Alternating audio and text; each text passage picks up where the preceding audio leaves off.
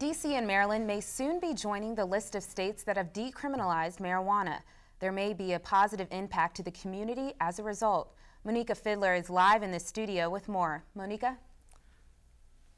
That's right, Ray. According to the Marijuana Policy Project, more African Americans get arrested for possessing marijuana than white people, even though user rates among the two groups are the same. With new laws in place, this racial disparity may be reduced. Efforts to decriminalize marijuana in D.C. and Maryland are gaining momentum. A D.C. bill is moving through a congressional review period, and on Saturday, Maryland's House of Delegates passed a decriminalization bill. There's a lot of benefits to the community for changing marijuana laws to stop jailing possessors of marijuana. Mainly, it's going to affect minority communities the greatest.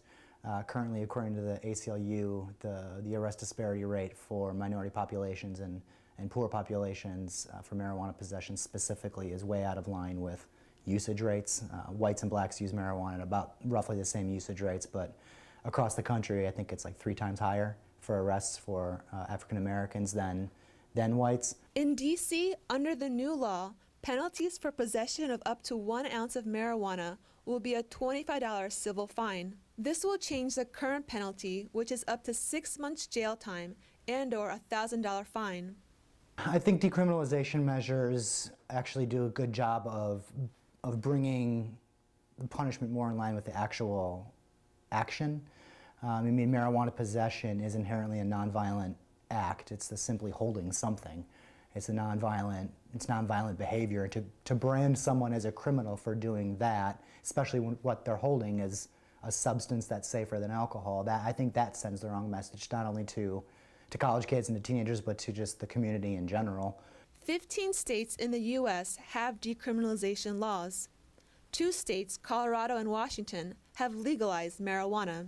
According to the Marijuana Policy Project, there is no difference in user rates in those states that impose criminal penalties with those that do not.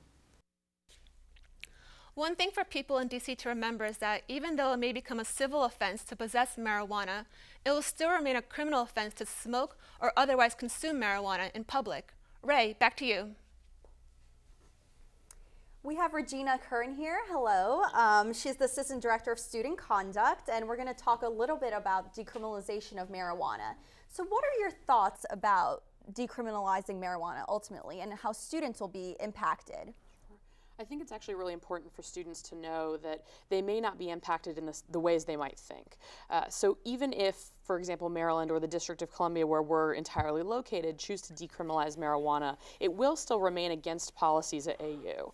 AU is a private institution, so we can sort of set policies that we believe are best for our institution. And beyond that, we receive federal funds. So we do comply with all federal laws, and it is still prohibited from the federal perspective. So students will still, regardless of any changes in the law locally, still will not be allowed to smoke on campus and could still see ramifications for choosing to do so.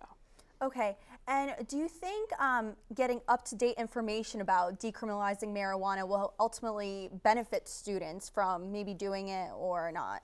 Absolutely. I think students need to weigh a bunch of issues, right? So the first is going to be, will I potentially have a criminal record? Obviously, that could impact their ability to have a job in the future. But beyond that, they want to consider things like, sort of the demands on their time as a university student. Many of our students work on top of going to classes. Classes are demanding and have high expectations. So they're going to want to consider the ways in which choosing to use marijuana, if they choose to do so, is going to impact those demands on their time and their ability to ultimately be successful. And in your opinion, are there pros of decriminalizing marijuana? Or are they all cons? Sure. I think our office and me personally, we don't really have a perspective actually as to whether or not a community is going to choose to decriminalize. Just as we would consider, what is best for our community when we consider any rules or regulations that we're going to have here at AU, every community needs to consider that for themselves. So there may be things that the District of Columbia or Maryland are faced with that mean it's best for them to do so. And there may be reasons that they would say, no, this isn't really what's going to fit with our community. So just as we would consider, those things and what's best for AU students, I'm imagining those local governments are going to consider the same things. And is your organization actively working to spread the message about marijuana use, or? Mostly what we do from our perspective is to make sure that students are aware of what is in AU policy. The Wellness Center here on campus is the center that would discuss more things like health risks and other considerations students might want to have for how marijuana could impact their life sort of beyond policy. But what we really want for students to know is, as a student at AU and when you're present on our campus, we have expectations for you and those aren't changing. Thank you so much, Regina Curran, for joining us today. Thanks for all of you joining us for the special edition of District Wire News. I'm Balbina Herman. And I'm Ray Daniel. Have a great day, everyone.